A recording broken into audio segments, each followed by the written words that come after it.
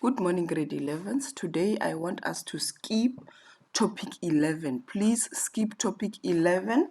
Topic 11, it's setting up and starting a business. Please skip topic 11. I'll explain to you when we go back to school why we skip it. Then we go on to page 139. On page 139, we have professionalism and ethics. Professionalism can be defined as a set of standards of expected practices or behavior. Expected practices or behavior. For example, at Northern Academy, we all know that we use yellow card if you are not doing your work. We use yellow card if you are always late for class, which means that is not the expected behavior. We are expecting you to be early for class. We are expecting you to do your work at all times. So that is professionalism. Then ethics refer to the set of moral principles or values of an individual or group. Ethics, the moral principles or values of an individual or a group. Those are ethics. Then on to the next slide. This topic deals with theories and principles of professionalism and ethics and explores how they relate to the business environment. Then professionalism, we have meaning of professionalism, we have principles, the good and bad decision making. We have ethics, meaning of ethics, the principles and then on the next slide, applying principles and skills. The move towards more responsible business practices is called business ethics, corporate ethics, or corporate social and environmental responsibility. Professionalism in the workplace means the way business managers and employees conduct themselves. It includes ethical conduct, appearance, communication, attitude, responsibility, knowledge, skill, integrity, respect, etiquette, and loyalty. How you behave, how you conduct yourself in a workplace. Then professionalism involves taking your job seriously, valuing and respecting your colleagues and clients, and being an ambassador for your company. Ethics means a moral code based on set values. A code of ethics describes the appropriate behavior that is expected from employees in the workplace. The code of ethics, how we have to behave, how we have to do things in our workplace. For example, at our school, we are not allowed to take something that doesn't belong to us. That is the code of ethics. Then if you do something against that, it means you are not acting according to the school's code of ethics. Then ethical theories. Ethical theories can be grouped into those that guide conduct and those that guide character. On page 139, we have the theories and principles of ethics. The first one, consequential theory. Consequentialists believe that an act should be judged based on the effect it has on others. If the effect is good, the action can be seen as ethical. In most cases, guys, I always tell you that if you are doing something but you do not want other people to know about that thing that you are doing, just leave it. It is not a good thing. Because obviously, if you are doing a good thing, you want everyone to know about that good thing you are doing. Then we have the deontology theory.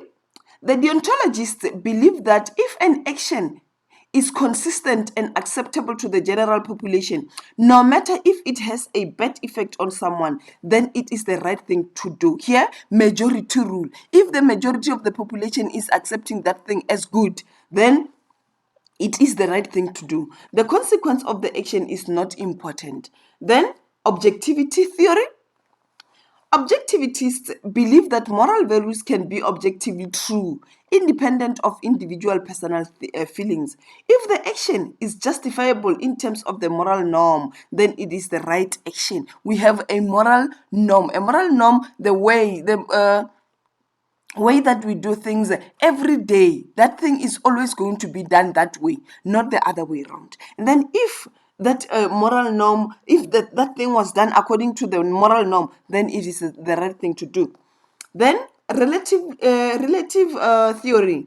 Relativists do not believe universal moral truth exists and believe that right and wrong must be decided in the context of cultural norms. What is regarded by some cultures as wrong, another culture might perceive as right, and this is how it should be viewed. Remember, some other cultures, they do not eat specific things, but in the other cultures, it is a must for you to eat that thing.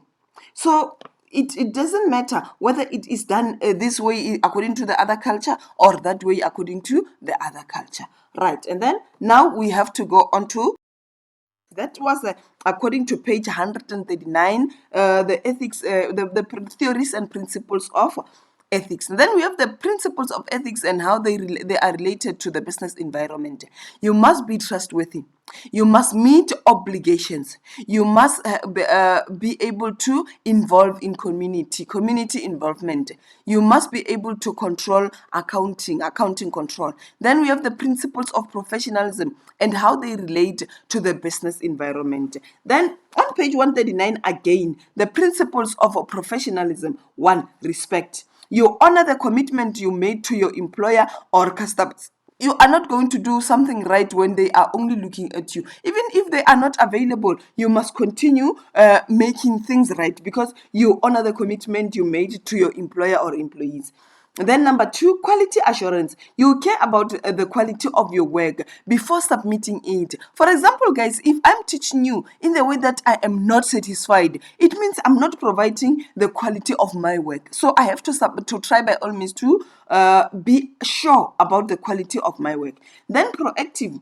You anticipate certain needs and problems and therefore save the employer and customers time and money. You must be able to be proactive. Act before the manager or the employer can start asking, why is this thing costing us so much money? So you have to be proactive and ensure that you prevent that thing to consume a lot of money. And then responsive, you respond quickly to the request of your employer or customer satisfaction. You respond as quickly as possible.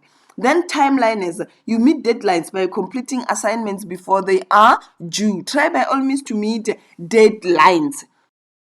On to the next slide. Differentiating good and bad decisions. How will this decision affect the greatest number of people? I've told you that if you are doing something but you do not want the greatest number of people to know about that thing, just leave it because it is not the right thing to do. Then what will the consequence of the decision be? What will happen after you have done that thing? Then how will the public feel about the decision? Are they going to be happy? Are they going to be sad? Then does the decision portray what is upheld in the code of ethics of the business? Then is the decision made within the boundaries of the law? Those are things that you have, the questions that you have to answer to differentiate between good and bad decisions. Then principles and skills of professional responsible, ethical, and effective business practice. Then we have the moral absolutism versus moral relativism. Moral absolutism means a set of moral truths that applies to all people in all situations anywhere in the world. Then moral relativism means that different moral truths apply for different people. We are not the same, and then we also have different cultures, different religions. Then that is moral relativism. Something that we do in our culture might be different to what the other culture is doing, right? According to moral absolutism, child labor is always wrong. Moral relativism looks at the individual situation. The child may be the only breadwinner in the family because both parents are dead. In third world countries, these children have no other means of income. So this often children need to work to be able to buy food. Child labor is illegal in South Africa. So that is the difference between moral absolutism and moral relativism. Then principles of good business ethics and professionalism. Do nothing to harm customers or the environment. Do business with respect. Make your business transparent. Keep your finances clean. Keep your business legal. To not mislead people. Be fair. Do not make decisions that conflict with your personal values. Then We go on to the last slide. On the last slide, we have ethical business ventures. Ethical issues relate to the internal stakeholders of the workplace, the employers and employees. Theft, corruption, fraud, nepotism, unfair dismissals, harassment, racism, mismanagement of funds, discrimination, and firing an employee for whistleblowing. Then ethical issues related to external stakeholders in the corporate world, advertising, personal selling, suppliers, contracts, and pricing. A business cannot be regarded as ethical if it ignores unethical practices by its suppliers. The following business practices are regarded as unethical: use of child labor and forced labor, production in sweatshops, where people work 12 to 13 hours per day, 7 days per week at a wage below the minimum wage level, violation of the basic rights of workers, ignoring health, safety, and environmental standards. Thank you very much, guys. That is professionalism and ethics. And then now I want us to do the end of topic questions, number 1 up to 7. This will help you to quickly recap what you've done in this topic. We'll continue again.